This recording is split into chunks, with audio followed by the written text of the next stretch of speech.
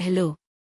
Following the artist's impressions I made, I have additional information which confirms that there may be a West African connection to the Woodvilles, via France. I have updated Elizabeth's hair to match the depiction on the Sudbury Hutch, which as I mentioned would have been accurate as a commissioned piece of furniture. I could have done it before, but perhaps I felt like it was too ethnic for people to accept. That a Queen of England could have worn braided hair. As I said before, this video will not be for everyone. Anyway, with the hints at a Ghana connection, I typed in hairstyles Ghana.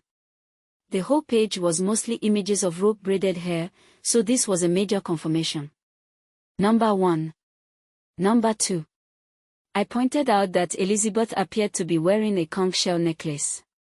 So my question was, were seashells in Africa seen as high value? This is what I found. Cowrie shells were amongst earlier man's most treasured possessions. The desirability of cowries as gift objects, such as offerings for bridal and burial ceremonies, led to large accumulations in order to increase the power of their magic. In West Africa, the cowrie shell was widely used, including regions far from the coast. By the early 16th century, European traders were importing thousands of pounds of cowries to trade for cloth, food, wax, hides, and other goods as well as slaves. These currency flows were instrumental in the development of the powerful states of Benin and others along the coast. Possessing cowries became crucial for the acquisition and display of social and political status across Africa. The shells symbolized power, prestige, and wealth. Cowries were also employed in ritual and divination practices in many West African societies. Cowries were also a symbol of fertility. Women often wore a necklace with one cowrie around their neck or waist as a good luck charm. So yes, conch shells would have very high value in the 13th century. Number 3. I wanted to investigate the origin of the name Woodville. Elizabeth's family traces back to Wydvile or Wyvill of York.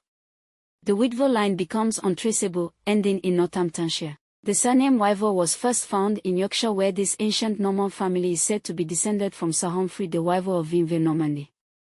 Wynville. I thought, there must be a place name that starts with WY. There are no Wyvilles in France on Google Maps. Ville meaning village, of course. But what I did find is Wydit. Jolly. Village, between Rouen and Paris. Doesn't this sound like Wydville? And it has a legend about Henry IV passing through. Henry IV, accompanied by Gabriel d'Estrées, reportedly happened to be passing through the village after a hunting trip in 1590 or 1591. The village was poorly paved, with muddy streets that made it very difficult for a carriage to pass through. The good king is said to have asked a villager, "But where are we?" The villager replied, "Why?" And the king said, "What a pretty village."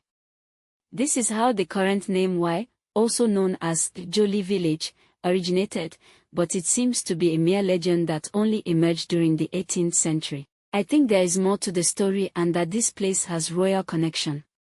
Which means that Wye is the root word, and so I must look for African translation. Well, I found that out of all hundreds of languages, WY does have meaning in just one. And it is the U language of Ghana, meaning the. Actually it means egg in Yoruba and Welsh. But that is a rabbit hole for another day. So the 3 questions I had to confirm some tribal connection to the Woodvilles have all come back as Ghana. I am quite astounded actually. What do you think? Do you think VN sounds like wait? Or Widit sounds like wait? Thanks for watching.